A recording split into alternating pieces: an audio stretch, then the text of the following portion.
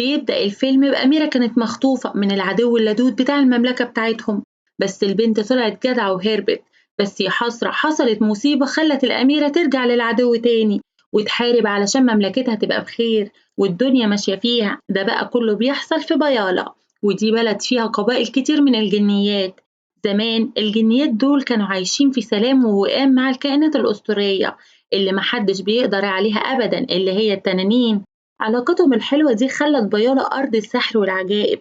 الجنيات دول كانوا مسؤولين عن رعاية بيض التنانين طول السنة، وكل سنة كانوا بيعملوا وليمة كبيرة وبيرجعوا البيض اللي فقس لأهاليهم. بس جه يوم أوفيرا ملكة جنيات الظلام سرقت كل بيض التنانين ومعاهم صورة أميرة جنيات الشمس وهي لسه طفلة صغيرة.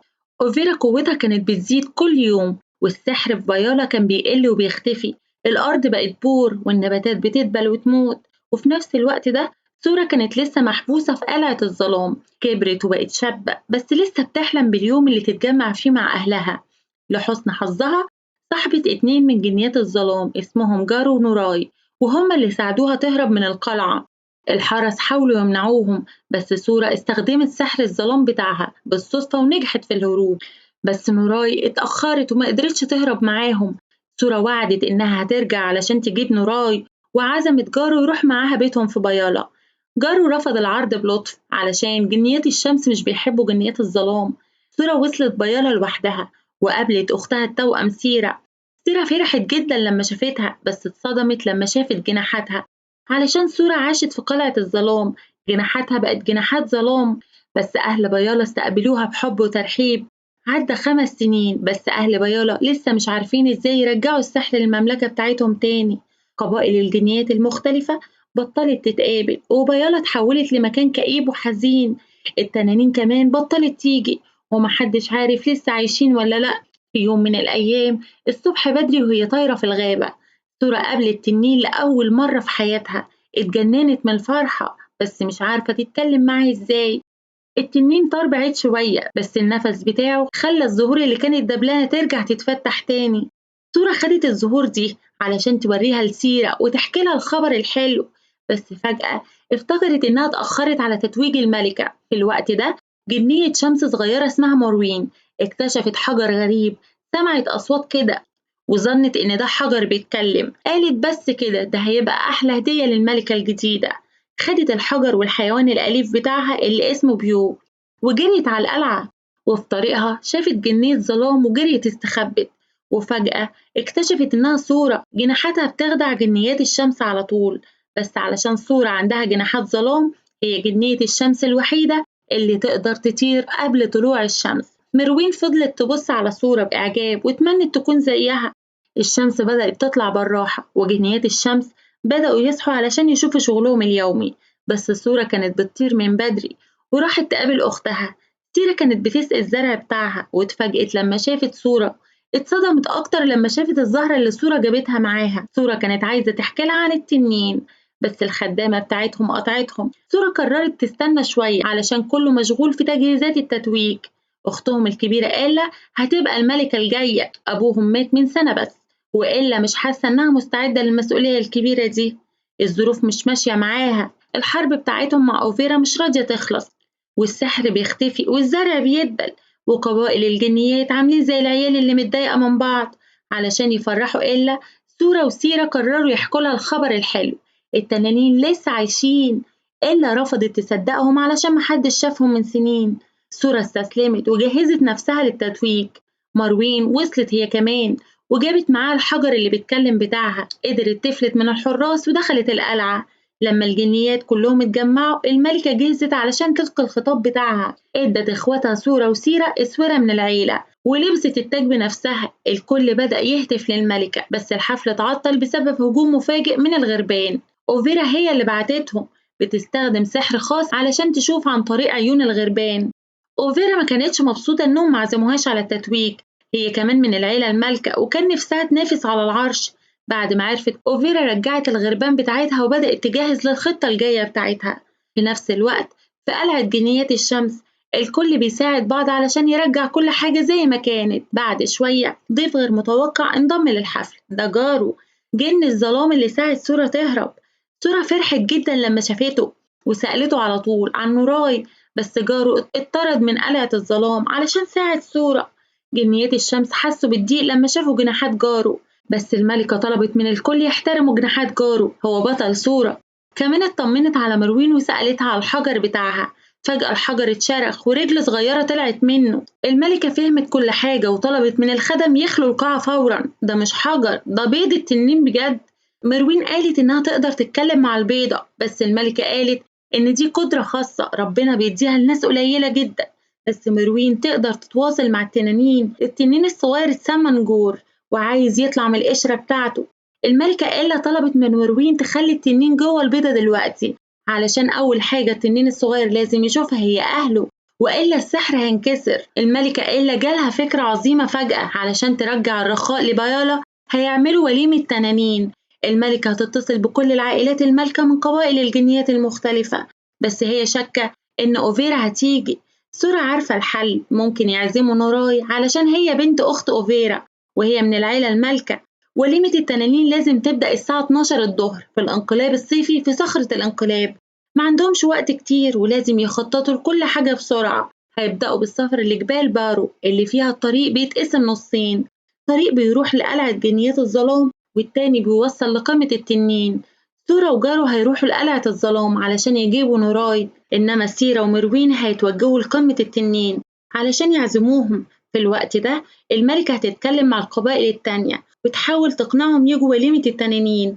بعد كده كلهم هيتجمعوا عند حجر الانقلاب، معاهم أقل من 3 أيام، وسحر العاصفة بتاع أوفيرا مش هيرحمهم في السماء، فبدل ما يطيروا لازم يركبوا الخيل، بس لازم يخبوا نجور. أول ما أوفيرا تشوفه هتعمل أي حاجة علشان تاخد التنين الصغير.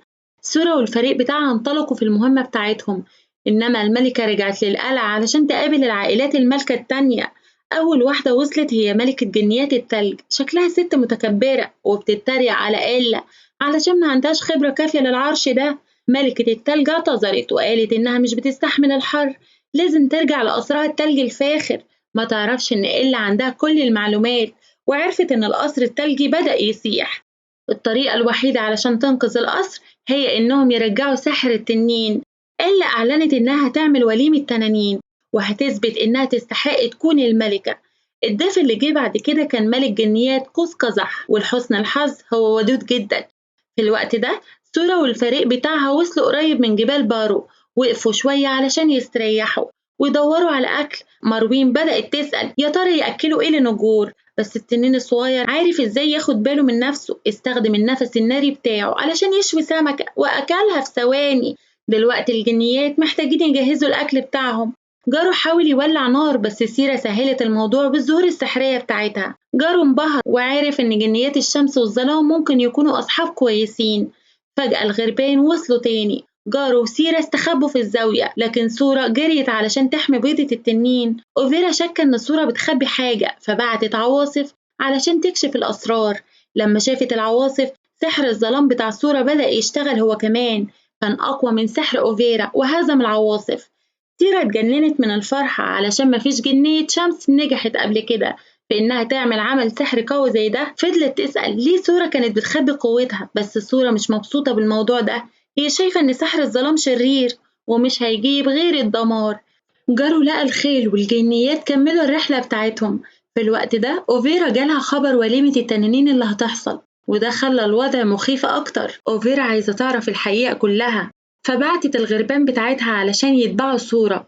الجنيات بدأوا يتسلقوا الجبال ولقوا زهور نادرة. سورة جريت علشان تشوف الزهور دي عن قرب، بس وقعت بالصدفة في حفرة. الجنيات نزلوا في الحفرة على طول ولقوا سورة، بس المنظر من جوه صدمهم. ده أجمل مرج تحت الأرض شافوه الجنيات في حياتهم.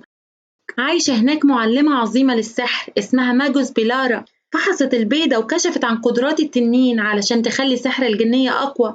مروين مش حاسة بالتغيير عشان البيضة كانت قريبة منهم على طول وكانت مدفونة تحت بيتها. هي شخصية مختارة وجنية مميزة جدا، سحر حيوي بيخرج منها. وهما بيتكلموا التنين بدأ يجري ويكسر القشرة بتاعته. ماجوس بيلارا على طول ادت شريط لمروين علشان تربط بيه القشرة. عيون التنين لازم تفضل متغطية لحد ما يقابل أهله. سورة فجأة افتكرت بيض التنانين اللي أوفيرا سرقته، محدش عنده أي فكرة راحوا فين. حتى وهي عايشة في قلعة الظلام سنين، سورة عمرها ما شافت بيضة تنين واحدة، وبتسأل يا ترى البيض ده اتدمر علشان أوفيرا شريرة زي سحر الظلام بتاعها؟ ماجوس بلارا نصحت سورة تبطل تقول على السحر شرير، مفيش حاجة كويسة أو شريرة لوحدها، ده بيتوقف على مين اللي بيستخدمها. علشان تساعد سورة تفهم الموضوع أحسن، ماجوس بيلارا خدتها للمكان الخاص اللي فيه حجر العين الزرقاء. أجدادهم كانوا بيجوا هنا علشان يشوفوا الأمور من منظور جديد. ماجوس بيلارا حست خلاص إن سورة تقدر تعمل تعويذة العاصفة، بس خوفها هو اللي واقف في طريقها. المفروض ما تخافش إنها تبقى زي أوفيرا، طبيعة السحر بتعتمد على اللي بيستخدمه، وسورة مش شريرة. سورة فهمت كل حاجة وأخيرا تقبلت قوى السحر بتاعتها. تاني يوم الصبح ماجوس بلارا جهزت سفينة للجنيات علشان يقدروا يعبروا البحر ويوصلوا لقمة التنين. قلعة الظلام موجودة على الناحية التانية كمان. قبل ما يقدروا يطلعوا على السفينة، أوفيرا بعتت غراب تاني. مروين خوفت الغراب، بس دلوقتي أوفيرا شافت التنين الصغير.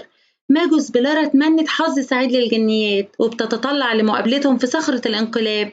الجنيات ركبوا البحر، بس لما وصلوا في النص أوفيرا بعتت عاصفة مميتة بتخطط تقتل الجنيات وتسرق التنين الصغير. نوراي بتحاول توقف عمتها الشريرة، بس أوفيرا ربطتها بالسلاسل.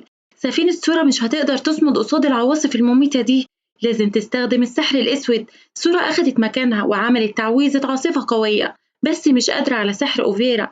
في النهاية الشر بينتصر، وبرق بيكسر السفينة لحتت صغيرة.